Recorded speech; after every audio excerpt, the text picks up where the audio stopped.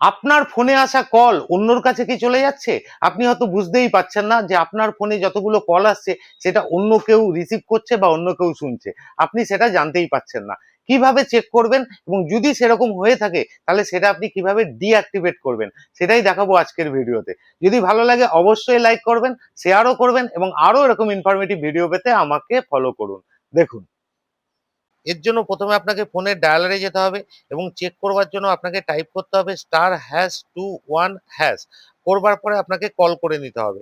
Call করবার পরে MMI code দেখবেন স্টার্টেড বলে একটা অপশন আসবে। তারপরে কিছুক্ষণের মধ্যে একটা পপ আপ উইন্ডোতে call forwarding voice not forwarded লেখা থাকবে, সিনক্রোনাইজ নট ফরওয়ার্ড। কিন্তু যদি ভয়েসে নট ফরওয়ার্ডের জায়গায় কোনো নাম্বার দেওয়া থাকে তাহলে বুঝবেন আপনার কল আসলে সেই নাম্বারে কিন্তু ফরওয়ার্ড হয়ে যাচ্ছে এবং সে রিসিভ করছে। এবার এই অপশনটাকে বন্ধ করতে গেলে কি করতে হবে? আবার ডায়ালারে যাবেন, গিয়ে ওখানে আপনাকে টাইপ করতে হবে ##002#। এবার আপনি আবার কল করে দেবেন। কল করার পরে এখানে আপনি দেখতেই পাবেন পপ আপ উইন্ডোতে আপনার কাছে মেসেজ আসবে, call forwarding eraser was successful. মানে আপনার যে কল ফরওয়ার্ডিং হওয়া ছিল, অন্যরা আপনার ফোনটা রিসিভ করছিল, সেটা কিন্তু সম্পূর্ণভাবে ডিলিট হয়ে গেল বা ইরেজ হয়ে গেল। এইভাবে আপনার ফোনে আসা কল অন্যর কাছে চলে যাওয়াটাও বন্ধ করতে পারবেন।